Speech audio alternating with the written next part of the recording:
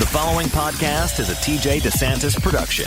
Comments, questions, and inquiries can be sent to DeSantisProd@gmail.com. It's time! You asked for it, and you got it at BruceBuffer.com.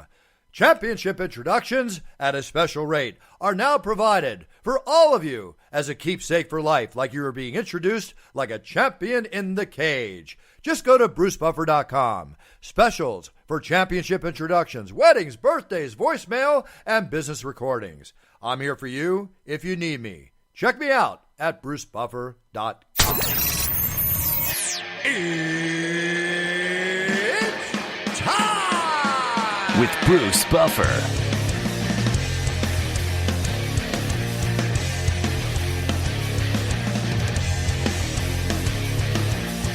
And now, it's time for the voice of mixed martial arts. We are live! It's Bruce Buffer. Bruce Buffer. From the shores of Malibu where the waves are pumping, to the Great Wall of China and back to the streets of London, England, where the UFC is coming. We are live. This is It's Time Radio, the show where we talk about what you think about but may be afraid to voice. Do not worry, we will voice it for you. This is NHB Radio, or what we call No Holes Barred. We talk about everything on It's Time. And you're going to join us today. We're here with my co-host, TJ DeSantis. Hi, TJ. What's up, Buff? How are you? I'm doing well. I'm doing very well. Getting ready to go to London, getting ready for a big show over there. Looking very much forward to it. Looking forward to our guest on the show, actor, martial arts extraordinaire, Michael Jai White. He'll be coming on to talk about his new film he made with Michael Bisping, and we'll cover a number of other subjects with Michael Jai White. With that being said, we do have the show coming up here. The main event is Darren Till, always a big hit in England, of course, and Jorge Masvidal. So that's going to be the main event. I think that's going to be a puncher's fight. I don't know how else to look at it. Masvidal's going to try to take this fight to the floor.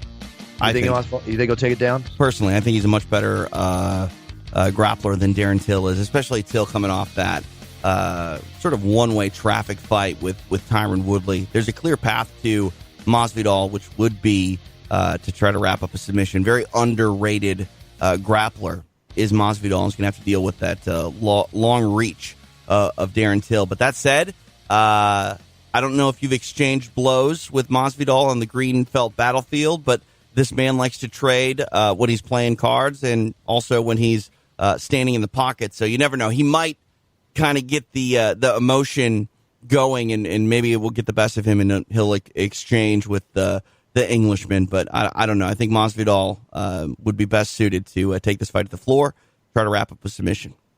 Well, I agree with you, but Darren Till is going to come out throwing. Masvidal is going to probably entertain that, and then if it goes the wrong way, definitely it's going to the ground, if not right at the beginning, like you're saying. And I have played blackjack with Jorge. You haven't played poker? Poker? He's a huge poker player. I mean, we've had him on the air, and you guys have talked about poker. I figured that you'd played before. I think we did. I just don't remember exactly where. I know we always talk about gambling when we see each other, but I'll tell you one little bit of trivia. Somebody posted on Twitter a tweet with a video. I didn't remember this, but at an old hook and shoot. Remember those shows? Of course. Right? I used to drive to Indiana to watch him. I announced his debut fight. They had it there. Him walking in. I announced his debut fight at a hook and shoot. Going back many, many years ago. I thought that was really cool to see that. Also on the card in the co-main event is Leon Edwards and Gunnar Nelson, which we all know Gunnar is probably the grappler extraordinaire.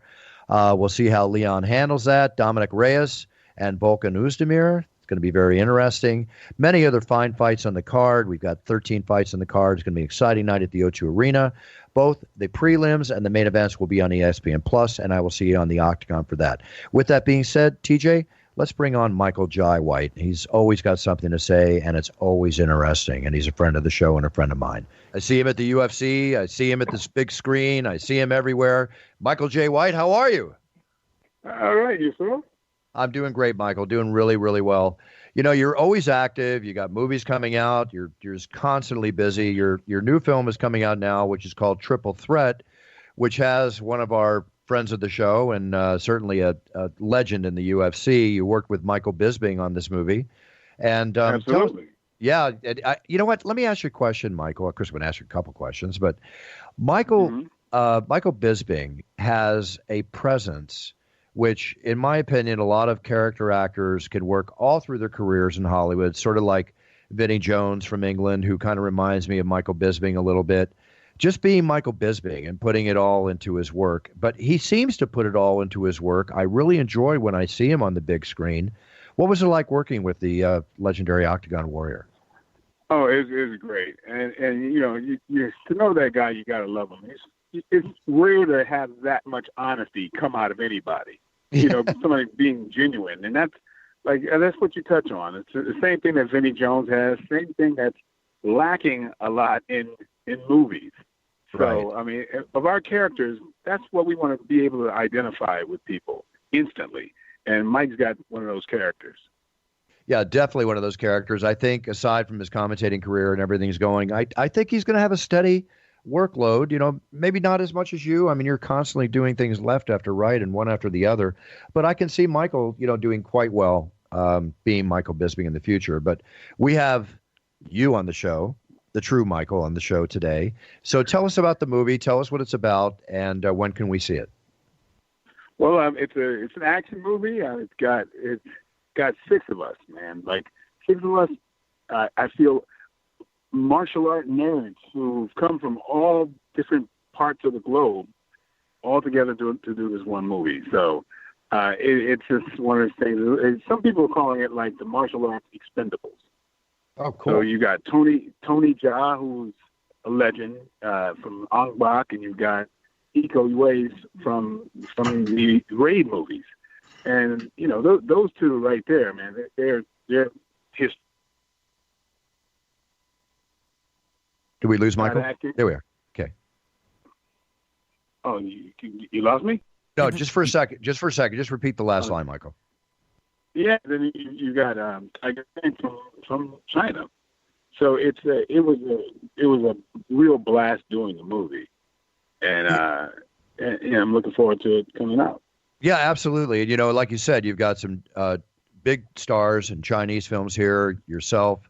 Now, Scott Adkins, the Scott Adkins, and TJ, you know this too. There's a Scott Adkins involved in MMA. Is that the Scott Adkins who is a MMA aficionado, or is that another actor named Scott Adkins?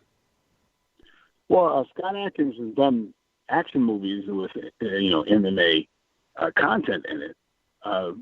Famously, he started with the Undisputed movies with me, and then went ahead, and now he's doing them of the character that fought me in the second movie. Very cool. So cool. Now they're at the fourth one. Gotcha. Okay, sounds good. Now I know. I'm looking forward to seeing the film. Your publicist sent me an ability to see the film, which I'm going to watch. I'm actually leaving for London today, so I'm going to watch it while I'm gone. I'm sorry I've been traveling and haven't been able to catch it before I left. I wanted to see it before I talked to you. But, I know that you're a huge UFC fan. I saw you at the UFC recently, the whole bit. When you read about George St. Pierre retiring, what's your initial reaction when you read about a legend like that retiring that I know you respect tremendously? Well, yeah, I understand it. I mean, his world is it pulls him in so many different places. He's done so much for the sport. I'd love to see him if he's got a plan for after retirement. I'd love to see him go off healthy and happy. There's as you know, there's a lot of the other story where people kind of they live for their heyday and they don't have much to look forward to. Right. So I just wish the best for George and for him to step off the roller coaster. Hopefully it's the right time for him to do that. I think so, too, and I think he'll be involved in martial arts to a large degree, however, for the rest of his life, being a lover and a supreme practitioner, aside from his fighting in the UFC. But also, he's another one that has done a number of films, and who knows, maybe there's a route you two will meet up on the silver screen one day, and we'll see Michael and George go at it, which would actually make me quite happy not seeing him in the octagon for anymore, shall we say. Yeah. Hopefully there's a movie that he can do that really encompasses what he's about. Right. And exactly. Now we have another situation. Conor McGregor is back in the news again. I'm sure you read that also. Just heard about it. Just heard of it. Exactly. So Yeah. I'd like to read something more positive with Conor McGregor's name beside it. It's amazing how he keeps getting involved in these little situations here, not so little, but let me jump in here, Bruce, because I think this is the issue at hand, and both you and Michael, I think, can answer this question. When you're someone in that public spotlight, people are going to take photos of you. Sometimes, more often than not, they're going to come up to you and say, hi, I'm a big fan. Would you mind taking a photo with me? And more often than not, I think Conor McGregor's going to be that guy that he does. However, when you don't approach someone, and even if it's in public, you're not, infringing upon their privacy by standing at a distance, not saying anything, and taking a photo of them. But still, it is somewhat rude to do that. Like, it feels nefarious. And that's what I sort of think happened here. I mean, I haven't heard all of the details, but it seems like this fan took a photo of Conor without asking him, and things sort of escalated from there. Michael, I know you're, like Bruce, in the public spotlight. People will want to take photos with you when they see you. But how do you act when someone from, afar just takes your photo without your permission that they don't necessarily need to have, but still, I think the courteous thing to do is ask. Yeah, see, it's a double-edged sword. One of the things that people are enamored with Conor about is that he comes off as a regular guy that hasn't changed, right? Even though he's living on a grand scheme, but the things that enamor us with him are the things that kind of, he's going to be struggling with, because he may, to some degree, feel like he's a regular person who's entitled to his privacy. And so if a regular person is doing something that, bothers you, like somebody's being rude, you might want to smack them. And so Conor may forget at certain times that he's a little larger than life. So it's like, I know Bruce goes through this as well. A lot of times what happens is, what tends to happen is people ask you for a picture. The first person will ask you for a picture. But the second, third, and 50th just line up. They no longer ask. They just think, oh, you took a picture with that person, now you're in public domain. Right, now it's a full-on meet and greet.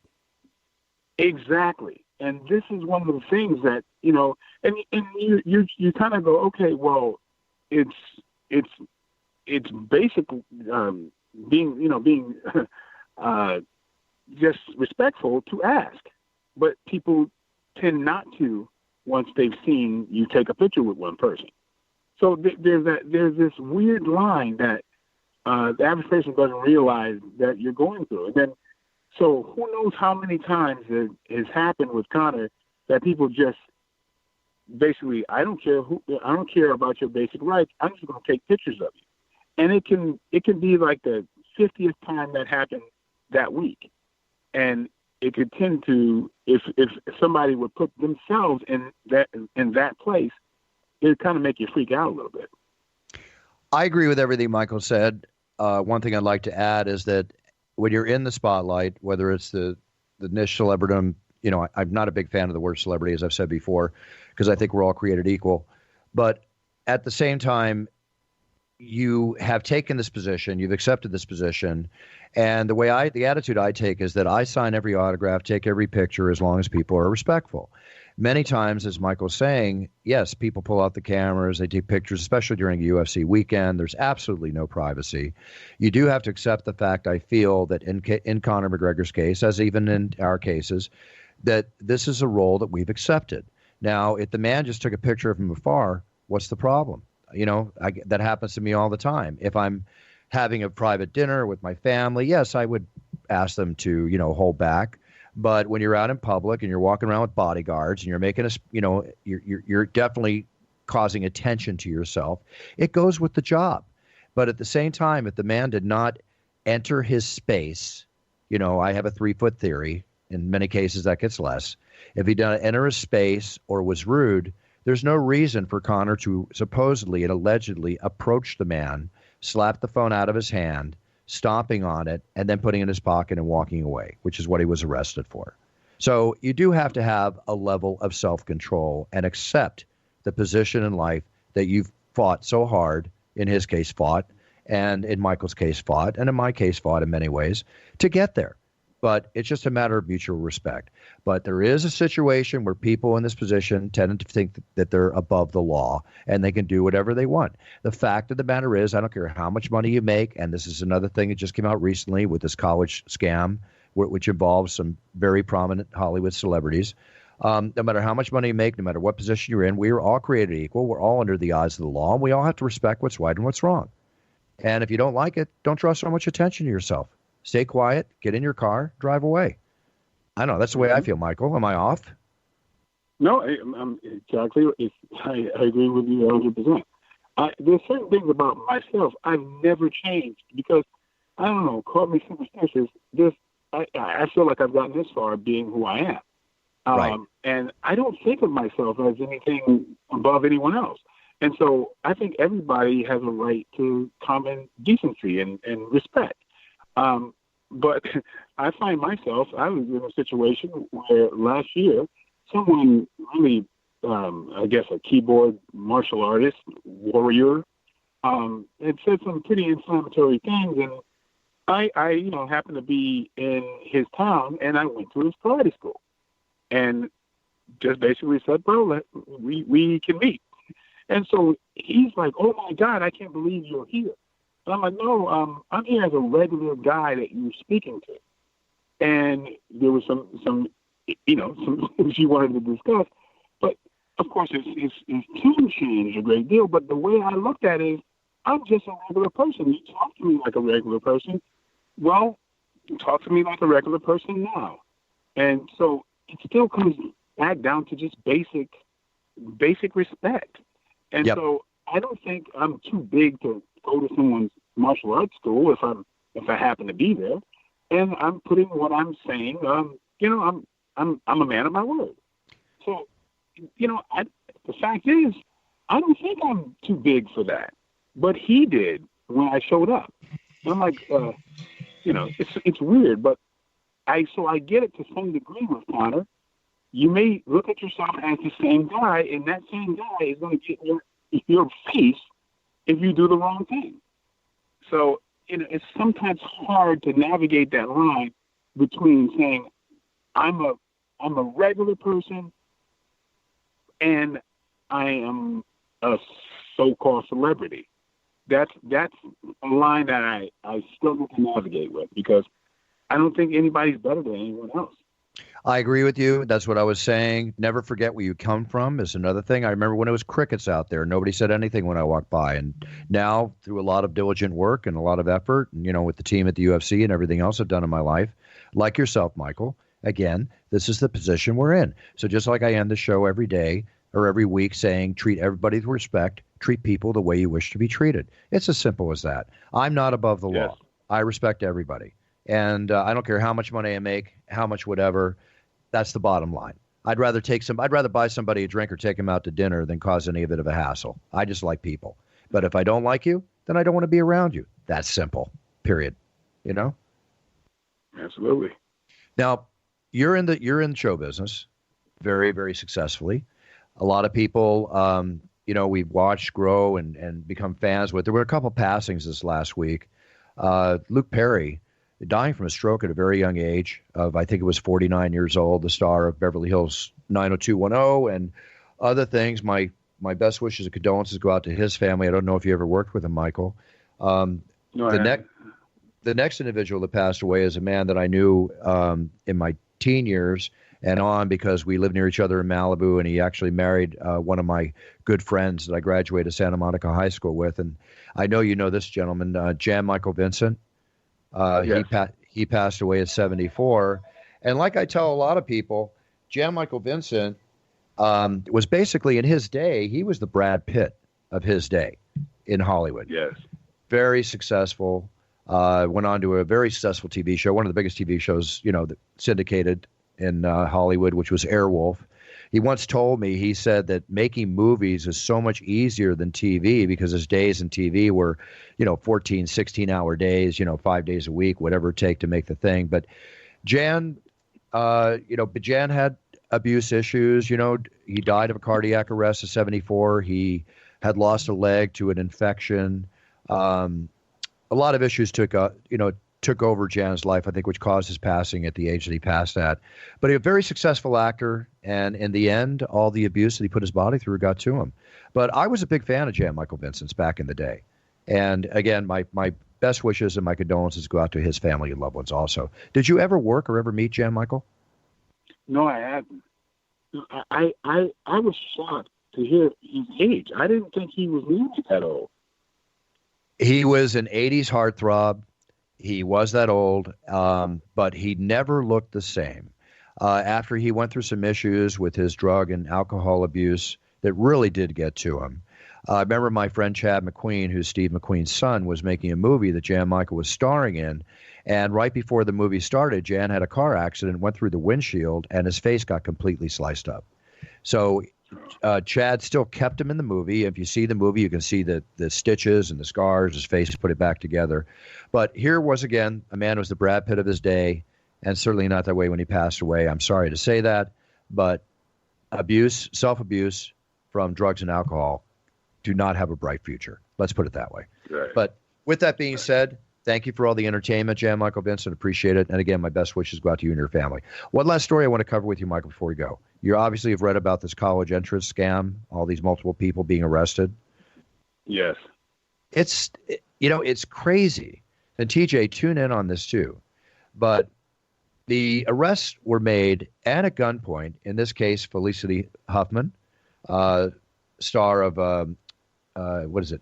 What's the Housewives show? Help me out, guys. I'm drunk. Desperate Housewives. And Lori Loughlin, who's been a longtime TV star, were indicted in these college admission cases. The documents in the case claim that basically money was paid to help people get past their SATs, help them get to college. I think there's a wide range of effect that's going to come from this. I don't know what's going to happen to the students that were, entered into the college and accepted into the colleges under these circumstances.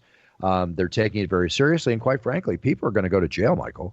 People that never expected they were because they thought they were doing right by their kids. But as a father, and TJ, you as a father, there's no way I can condone this, or no way I can say if you're rich and whatever, you can pay to get your kid in. I mean, when the other kids are doing everything they can, studying, taking the test, doing everything they can to get into a Yale, get into a Harvard, get into a fine school, it's just not fair. My question is, do you think these arrests and the type of jail time they're proposing are warranted in this case, or do you think it's going to end on a slap on the wrist? And there's no way to tell. I'm just asking your opinion. I think they get slapped hard. And this movie has a happy ending to me, because this kind of touches on what you, Michael, and I are talking about. Sometimes this cult of celebrity, if you agree with you, if you start believing your own hype, that you are a better person because you can play make-believe or do whatever you do, and that affords you something that other people don't have the right to have, yeah, your ass should be slapped down, and slapped down hard. This is why we feel a slight embarrassment calling ourselves celebrities, because you and I know that cult, and we know how bad that is for the believer. No matter how many people are kissing your behind, if you start to believe that you are better, or you are just more entitled person, this is what's in store for you. And I hope the law comes at them 150%. That to me would be a happy ending to the story, that you cannot get away with this. And I'm glad they caught it. My feelings are exactly as yours. TJ, how do you feel about that? Yeah, I mean, I echo everything that Michael says. I mean, this is a morality issue. You know what I mean? And if you're a good person, I don't think that you can feel really okay with anything that has transpired, and nor would you want to really believe that anything that was earned this way is really all that valid. If I found out that I was subject to special treatment or behavior, and that was basically what allowed me to get any sort of credential that credential at its core would be rotten. And I'd want to do everything all over again because that's just who I am as a person. Right. And I want to add a little more onto this because I'm in full agreement. We're all in agreement on this. What is the difference between what these people did in their various ways?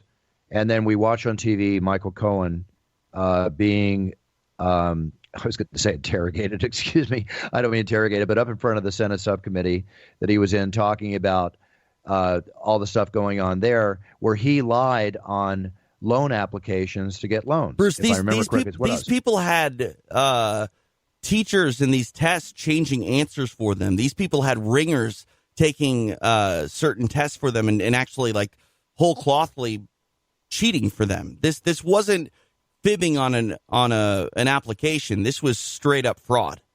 No, absolutely, and that's why it's so bad. In one case, and thank you for correcting that. In one case, Felicity Huffman was indicted for conspiracy to commit mail fraud and honest services mail fraud. The indictment claims she made a charitable contribution of $15,000 to participate in a college entrance for her daughter. The indictment claims that the daughter was given twice the amount of time to take the SAT as other students, and the paid proctor agreed to secretly correct her answers afterwards. The docs claim she got a 1420 score, which is approximately 400 points over her PSAT scores. Hello, it's not right. It's not right. Wow. And the book should be thrown, and I agree with you, Michael, completely. Sorry to see this happen. I think this is going to open up much more than we're reading about in the paper as time goes on. It's going to be a widespread situation. Yeah, these were only at select universities. So, yes. I mean, this isn't, the entire infrastructure of our collegiate institutions in this country. And, yeah, it's going to go a lot deeper. I'm not sure, if the investigation has already gone into further, areas with this. And they're just, withholding that info or, if it's going to snowball from here. But, it's shocking and it's not shocking all at the same time. Exactly. One other story that's shocking, and then I'm going to let you go, Michael. I really appreciate your time. Do you have just a couple more minutes? Yeah, no problem. Okay. I watched Finding Neverland, the docu film produced by Oprah Winfrey on Michael Jackson. I'm watching it at lunch today, so please don't spoil the whole thing for me, Buff. I won't spoil the whole. I think the end date. Yeah, I mean that is true, but I haven't heard a lot of the information that has come out in greater detail quite yet, and I want to make sure that. And the reason I say no spoiler alert is because from the sounds of it, it's bad, and I don't want any of that shock to be sort of worn off.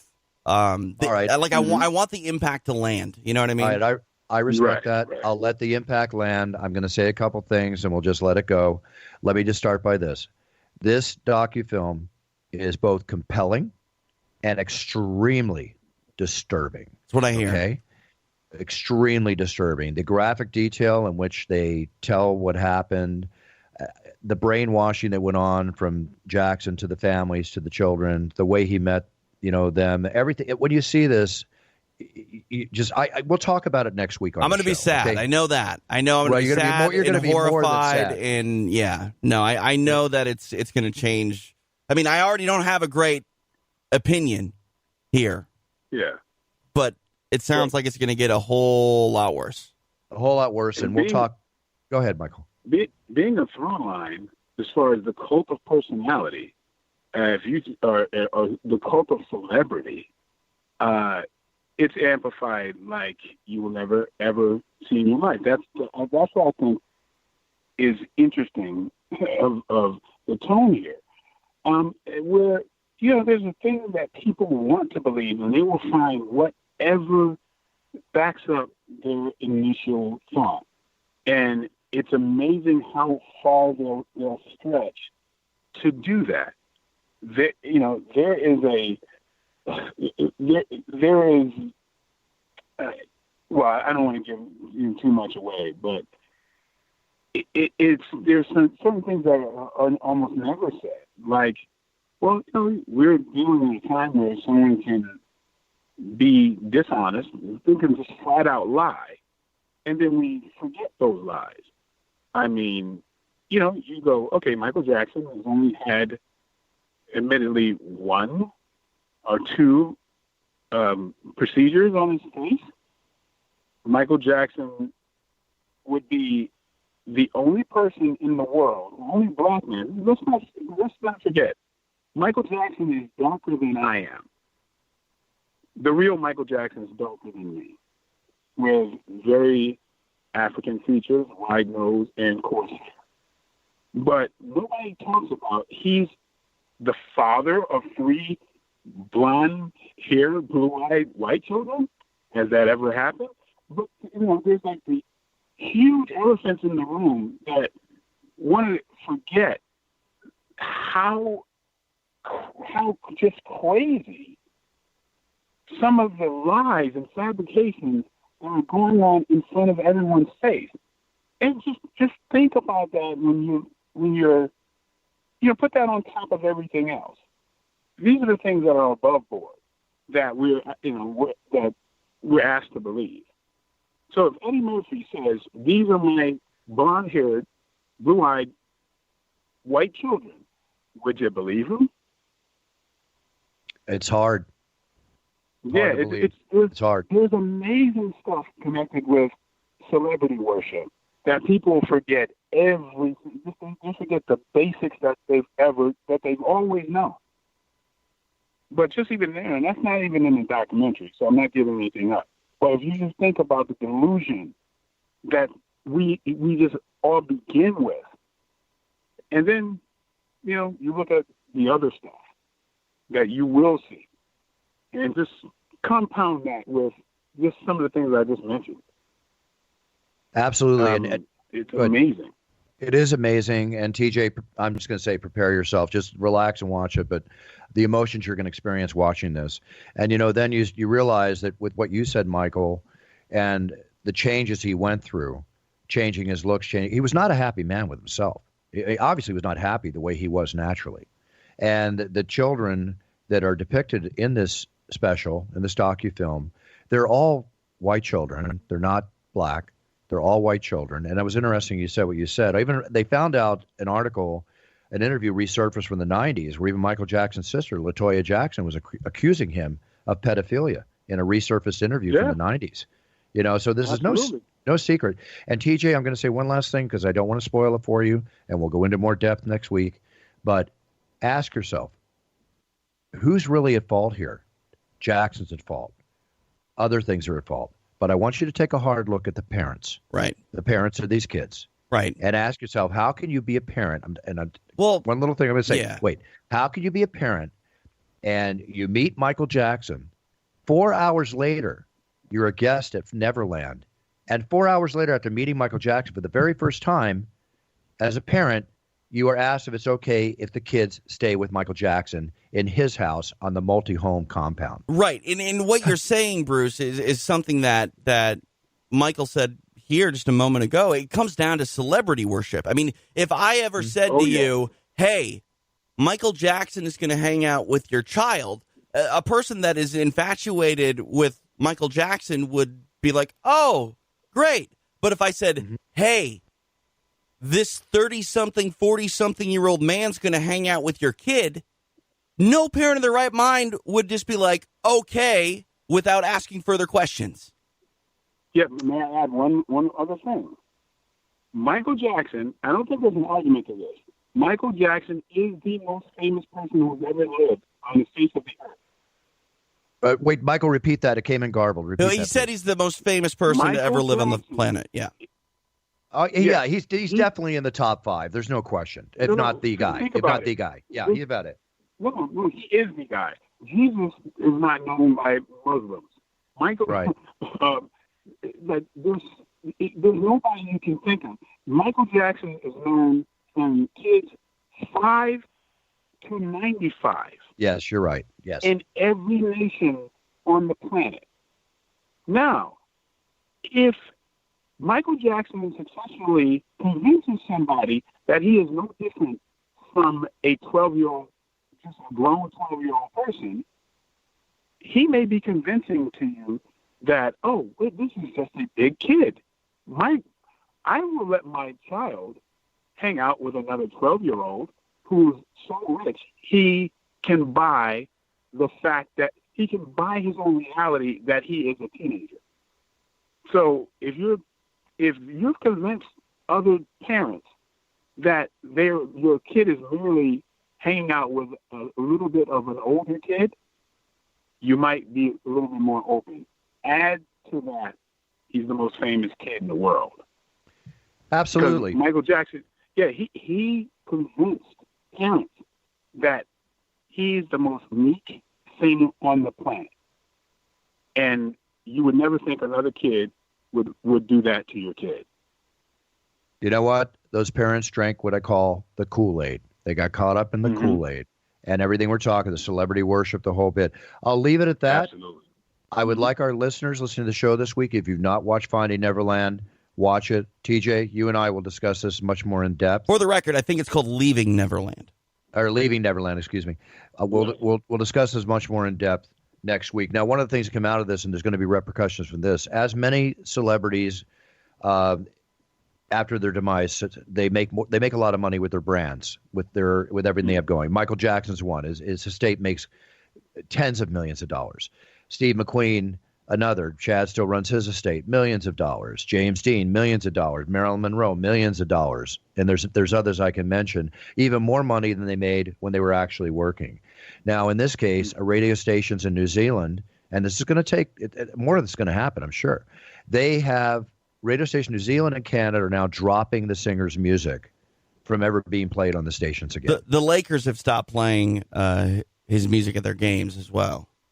Okay, this is going to go wide. This is going to go very wide. It's going to affect the estate. But like everybody, like people that will still ask O.J. Simpson for an autograph walking in the room, to other situations I can mention, there's still going to be people that love and, will honor him. So we'll see what happens. Anyway, I'll leave this alone. You and I will discuss it more next week. That's about it. Michael, is there anything you want to tell our audience? Anything you would like to share with us? And please give us your social media if you're active, where we can follow you and everything else, please. Yeah, you can follow me on official Michael Jai on Instagram, and then hashtag Michael Jai White everywhere else. And then I've got my own YouTube channel, which is The Real Michael Jai White. Sounds great. Everybody, check out Michael Jai White. Check out his film. Enjoy it. Triple Threat. Michael, you're always a pleasure to watch on film. You're active. Love watching work. Love watching when you're fighting, babe. Love watching when you're beating up the bad guys. I love that stuff. Thank you. You know why I love it, Michael? Because there's acting and then there's real. And unbeknownst to maybe some or known to all, I know you can do that for real, Michael. And that makes me enjoy your acting and your movies even much, much, much more. Thanks a lot. I appreciate that. It's my pleasure. Anyway, all my best to your family. Thanks for coming on the show. Everybody, Michael Jai White, check it out, Triple Threat. And we'll have you back on soon, Michael. We really enjoy you being a friend of the show, and I look forward to seeing you around the UFC campus again very soon. All right. Take care. Thank you so much, Michael. Take care. Michael Jai White. Michael Jai White, and I meant that. I mean, you watch this, there's certain actors you watch, and let's face it, they either can or they can't fight themselves out of a paper bag. Right. But I would not be the one to find that out with Michael Jai White. No. I would not even want to. You can only act so much when it comes to martial ability. Even with, stunt choreographers and, fight scenes laid out. There's a reason they have to bring in doubles a lot, for actors that don't have the type of athleticism that is required to make a fight scene look real. And Michael Jai White, he's the guy that can pull it all off. No question. Now, we're in the field of acting in movies because we've had Michael on the show. Let me take it a step further. My brother, Michael Buffer, has been very active in the last few months film-wise with Creed 2 he was in, Holmes and Watson, which we were both in, and now what could be the biggest movie or one of the biggest movies of the year. We went to the premiere just last Monday, which at the beautiful El Capitan Theater in Hollywood, a classic old-time Hollywood theater. And we were there for the movie, Tim Burton's new film, Disney's new film, Dumbo. TJ, you got to take your son to see this. It's awesome. Yeah, it's on the short list of films that we plan on seeing. It is. I'm actually we're planning a whole family day with the kids, with mom. We're all going to go see it again. Michael's scenes in this film, I have to say, in credit to my brother, Michael Buffer, they were standouts. He has two excellent scenes in this, and they are standouts. Had a good time. They had a big party at the Capitan. It was a child's dream. Not my dream necessarily food-wise, but I did dig in. Chicken corn dogs, bratwurst, pretzel rolls, hot dogs, pretzel rolls, candy bars like you would not imagine. When I say candy bar, a bar with all the candy you can possibly eat. I am not a candy eater, but I can see where people enjoy it. But I did have to go and attack and tell me if I'm saying this correctly, the churro tray, churros? Right. Oh, my gosh, those are good. I mean, I'll never eat one again for another year, but I definitely enjoyed them that night. I ate like 3 corn dogs. I haven't had a corn dog in 15 years or so. I felt like a kid, went into the movie. Angelina Jolie and her children were sitting 2 rows behind us. It was really cute. Kristen turned around to say hi and commented to her, what a beautiful woman she is. And Angelina Jolie returned the compliment to Kristen, telling her how beautiful she is. I really love seeing that. Kristen was beaming a mile wide. It was very cool. But in this cast, you've got Danny DeVito, you've got Michael Keaton, and you've got Dumbo, you've got Michael Buffer, Ava Green, who I always enjoy, just directed by, again, Tim Burton. I mean, Edward Scissorhands. It doesn't get much better than that. This is a very, very talented director. It's one of my favorite movies he's done. So everybody check out Dumbo when it hits the theaters. They do predict that it will have a $60 million opening weekend, and we'll see. Another thing is happening with Michael Buffer. Have you seen his national Toyota spots that are playing? I have. It's pretty hot, pretty good commercials. I like them. Yeah. He's got those running nationally. He's got Hy-Vee markets in the Midwest running. So Michael's been very, very active. Not bad for a man that was going to retire in January of this year, but due to his new 2-year deal with DAZN Network and Matchroom Boxing, he will be doing more TV commercials, more movies, and whatever hits that we can book for him in the next 2 years. So I'm really happy to see my brother healthy, active, and out there doing his thing. Okay, let's get back to one other thing here. Did I mention this book last week on the show, the Godfather actor book by Gianna Russo? I don't believe so. Okay. If you ever saw The Godfather, did you see The Godfather? That's one film you have not seen, right? I have not seen The Godfather. Okay. Many people that are listening to us have seen The Godfather. It's one of the greatest movies ever made. It's obviously gets replayed over and over and over again. Gianna Russo played one of the mob gangsters in the film. Those of you that have seen the film, he's the one that was strangled at the end of the film where he kicked the front windshield out of the car. He was married to Michael Corleone's sister, and a very prominent role. But he actually was, allegedly and reportedly, and in his book, he talks about he was a real-life mobster. And he has been involved in 2 homicides where he killed 2 people. One was in a restaurant he owned in Las Vegas. I remember going there in the late 70s, very well-known Italian restaurant where he shot the guy like 25 feet away. I'd have to go back and find the article on it. He did not serve time for that. He also talks about how he knows who killed Marilyn Monroe, the things that went on between her and President Kennedy and Robert Kennedy, the way it was done. He goes into the making of The Godfather, and it's old-time Hollywood. I'm going to eat this book up. So if you're into old-time Hollywood, you're into these kind of stories, check it out. It's called, The Godfather Actor, okay? And I'm going to Hollywood Godfather. Gianna Russo's memoir, Hollywood Godfather, by St. Martin's Press. Robert De Niro has a quote on the book that it's a must-read, and that comes from Robert De Niro, who was what? He played Corleone, the Godfather, in The Godfather. But I think there's more of his reasoning behind saying that. It is a very compelling book, and I'm looking forward to reading it. Collectible-wise, here's an interesting thing. Before we end out the show, I got to go through a couple things here. Mickey Mantle's Donald Trump's casino in Atlantic City. Mickey Mantle's gambling cards. That's the cards they give you when you have a credit line or you're being marked for gambling at the casinos. I have numerous of these cards. I doubt they would auction off for what they're going to auction off for Mickey Mantle. Well, everybody's a mark if you're gambling at the casino. That's true. But here, the individual cards, he carried in his wallet, they're just 2 pieces of plastic. So they expect them each to go for $1,000. They display the great baseball player's name. They're in near mint condition. And to give you an idea, his American I got to save all my credit cards. Maybe I'll sell them for 25 cents. But his American Express card sold for $8,400 at an auction several years ago. Wow. Not bad. Not bad. These cards can only talk. Now, this is very painful for me. I'm going to tell you one more collectible thing. It's very, very painful for me. Larry Bird, Julius Erving, Magic Johnson. Magic Johnson and Larry Bird's rookie card is a 3-panel card, which also includes. Your wife has one? Yep. Yeah, it's a great card. You know what the sad part is, though? What? She cut it apart. Thank you. You split it, right? Yeah. You broke it apart. It's perforated so you can have 3 individual cards. Yeah, she tore it apart. Well, here's something I'm not too happy about. I had an original box of unopened 16 wax packs of this series 1980 Topps basketball cards. In the box, as in every box, there are usually 4 of each of the cards in the box, which means there were 4 of these Magic Johnson, Larry Bird rookie cards with Julius Erving. I sold that box 4 years ago for $1,100. Sounds like good. I paid like $350 for it, made some good money. I consider myself a very adept collector. But here's a painful thing. The card in Gem Mint 10 condition that was graded, a graded card of just the card, not the box. TJ, the card just sold for $114,000. If I opened that box and went through everything, there would have been 4 Magic Johnson cards. I could have got them graded. Now, since they were unopened and untouched, there's a very big chance that there could be a Gem Mint 10 card in there.